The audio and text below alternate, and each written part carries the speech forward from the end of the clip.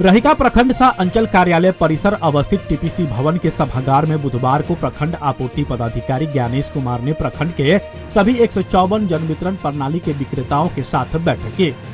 Ammo ने PDS डीलरों के साथ यह बैठक प्रखंड के कुल 56,068 राशन कार्ड के उपभोक्ताओं का डीलर के पास मौजूद पॉस मशीन के जरिए ई-केवाईसी करने को लेकर की। बैठक में उपस्थित प्रखंड के पीडीएस डीलरों को संबोधित करते हुए एमओ ज्ञानेश कुमार ने कहा कि बिहार सरकार की ओर से राज्य के सभी राशन कार्डधारियों के लिए एक आवश्यक सूचना जारी की गई है।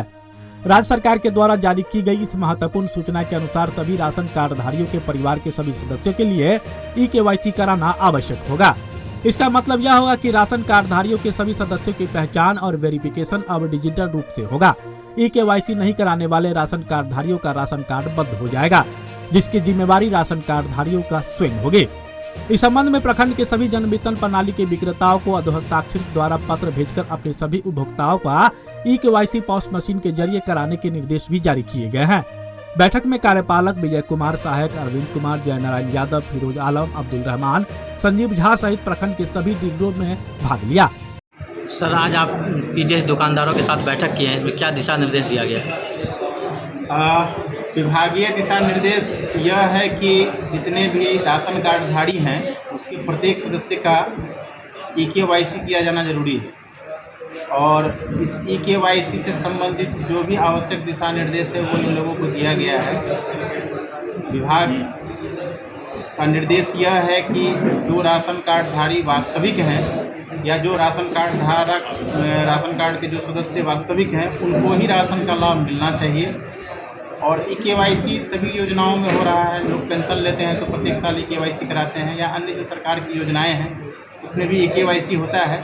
तो उसी के परिप्रेक्ष्य में ये राशन कार्ड का भी ई-केवाईसी से संबंधित काम के लिए विभाग द्वारा निर्देश दिया गया है। कल विभागीय सचिव महोदय का वीडियो कॉन्फ्रेंसिंग था। उस वीडियो कॉन्फ्रेंसिंग में सचिव महोदय के द्वारा जो निर्देश दिया गया है उसी निर्देश के अनुपालन के लिए सभी विक्रेताओं को युद्ध स्तर पर ई-केवाईसी के लिए निर्देशित किया गया है और कहा गया है कि 15 दिन के अंदर वो जितने भी राशन कार्ड धारक हैं उसका ई-केवाईसी सुनिश्चित कर लें। उसमें कुछ तकनीकी समस्याएं आएंगी, जैसे जो मर गए हैं उनका नहीं हो पाएगा या जो शादी होकर चली गई है उनका नहीं हो पाएगा या फिर जो बाहर रह रहे हैं इन लोगों को कहा गया है कि भाई उस कार्ड धारक से संपर्क करके उनको बता दिया जाए कि भाई जहाँ है वहीं पर ई-केवाईसी करवा लें।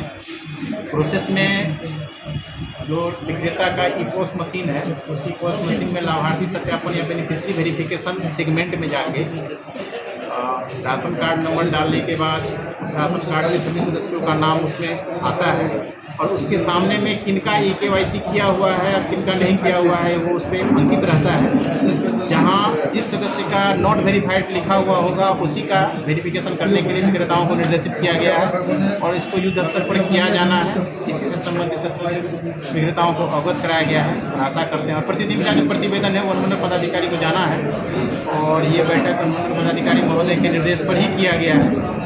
तो दैनिक प्रतिवेदन विक्रेताओं के द्वारा जो दिया जाएगा वो अनुमंडल को प्रेषित की जाएगी और हम लोग अपेक्षा करते हैं विक्रेताओं के द्वारा आश्वासन भी दिया गया है कि वो लोग 15 दिन के अंदर में जो है ई-केवाईसी का संपूर्ण काम निष्पादित कर लेंगे।